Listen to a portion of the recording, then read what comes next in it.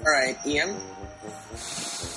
Well, personally, I actually love the new. I actually love the new refurbishments. I mean, I personally haven't been to the parks, but when I come out to Los Angeles and Anaheim for all of summer, I'm going to be visiting Disneyland quite often. So, I mean, honestly, I think that I shouldn't judge it until I actually see the Rivers of America up close. So I'm actually going to reserve my opinion on that for now. But you know what's really cool actually is them bringing back the canoe boats, because I never got to go on those, and it's really exciting to at least see one. Like, it's not just like a cutout. It's an actual it's a canoe boat basically back from 15, 20 years ago. And they used to ride along the Rivers of America. And of course, they finally found a good use for the formerly burning cabin. Which I wish they would have made that burning again. Like, I don't understand what the problem was, because that was one of my favorite effects, because it looked like it was on fire. Like, it was even more you could say even better than Pirates fire effect. Like, you know what I mean? It looked pretty nice. Like, it looked like a burning cabin. So I wish they could have kept that, because I felt that was a very good effect that they kind of stopped because they just didn't want to pay for it. Well, I don't think it would have worked today. But that's, besides they changed the stadium that scene so many times, it's almost hilarious. The Walt Disney World one is a mess right now. Yeah. So, again, there's literally nothing to see from the Florida version of the Rivers. Yeah, and I haven't been there, but I've listened to the new audio that's on the Columbia, and it's fine. I mean, some people complain because basically... Sorry. What? They basically tell you everything that's new. I mean, they point out everything. Like, you don't pass a walk without them saying that's a new walk. You know, they tell you everything that's happening. So, I think that's good and bad. Like, I know for some Disney fans, they're going to be like, oh, that's too much, obvious. Yeah, too obvious. But, for the people that don't know, I mean, it's good, because then they can kind of look, and if they don't see it, then they'll say, oh, I see it now. Like, you can't really see the live horses unless you're looking. You would never see them if you just were looking there. You might see them, but, they're pretty far back there, behind the Indians. So, unless you knew there were live horses there, you might not see that. And so, what's the point of having new effects and stuff if no one's gonna see them? Yeah. In my personal opinion, I think a lot of the whining and complaining about the animals not looking realistic and blah blah blah. There is one thing I agree with. That bird is terrible. Well, it's not. I don't know. I think the mountain lions are the worst because they shine. I mean, yeah, that's a big problem. I think that would be the worst ones, because at least the bird, maybe if you're blind, you won't see the bottom of his feet, but you'll see that shine from the river. You're saying I can buy that at Walmart. I think you can buy any of those at Walmart except for the live horses and the Indians. That's not a really good compliment. Imagineering either Walt era or modern era. But I think, yeah. I think but I do think that a lot of the complaints about it aren't really that valid because they've never moved. Exactly. I mean, no one cared until they added new ones, and then all of a sudden, oh my god, they're not moving, even though the ones that have always been there before never moved, but these are new, so let's complain about it.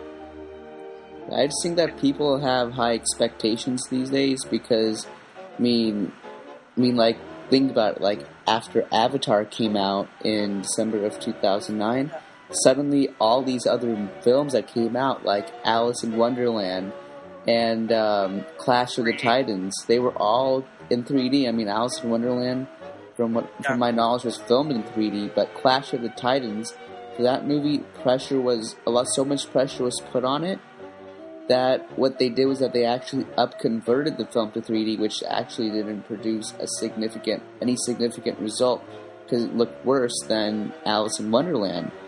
Yeah, but, sorry. Yeah, Disneyland fans really don't realize how lucky they are. I mean, give them TDO, see how long that'll last. Yeah. They'll be like begging for Team Disney Anaheim back. It's almost like them complaining about Paradise Pier. Like, Paradise Pier is a huge update. I mean, yeah, it looks a lot nicer, but is there anything really special about a new viewing area? I mean, they did complain about that. You know what I mean? Again, $1.2 billion. I mean, I think I'll have a heart attack on the day I see Team Disney Orlando put out that kind of money. We can dream. But anyway, so, yep, things look promising for the Rivers of America, and hopefully there will be many more updates to come in the future. A lot better ones, maybe even motion for all of them. They didn't have to do anything, and I'm glad that they've refreshed the Rivers of America and let it into the future. My sources for this segment include the Disneyland Encyclopedia by Chris Drotter, very informative book. I urge you to pick it up, and the OC Register's article on the new Rivers of America changes. Thank you. Announced on May 12th, work will soon begin on Walt Disney World's 26th Resort Hotel. Planned to be located next to Disney's Pop Century Resort, the new Disney's Art of Animation Resort will be built around the themes and ideas of Disney animation. In particular, 4 distinct groups will be featured: The Little Mermaid, The Lion King, Cars, and Finding Nemo.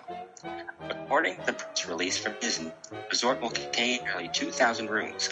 Of those, over 1,100 will be family suites that feature extra living and bedroom space. The remaining 900 will be standard rooms.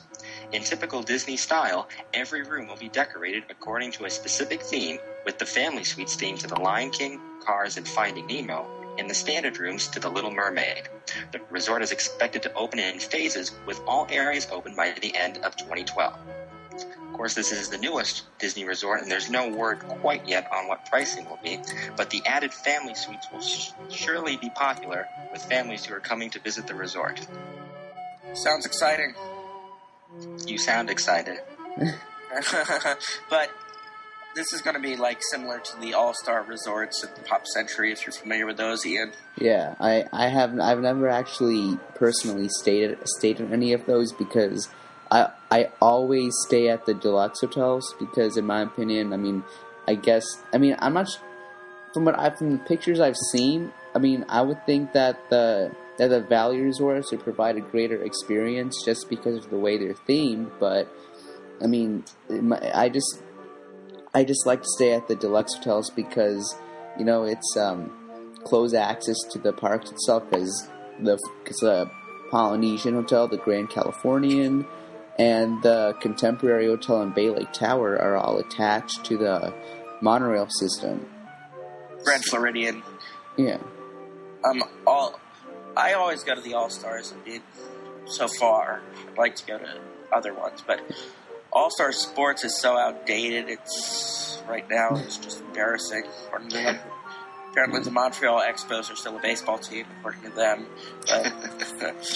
But this sounds kind of exciting. I mean, I just hope that they are.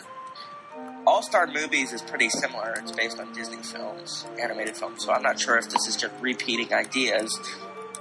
Yeah, that's what I was wondering about when I saw what the theme was. To get limited to movies like that. An animation sort of thing, I could see it working, but like they're really paring it down to 4 franchises, and I'm kind of like, how is that any different than when you already have it in movies? I mean, it just seems repetitive a little bit. Yeah. Yeah, I think that this might be a good, for families hotel. Well, the good thing about it is it finally fills in that World War II bomb shelter looking incomplete part of Pop Century, which is good. So across on Hourglass Lake or whatever it is. So at least that's finally going to have something built on it.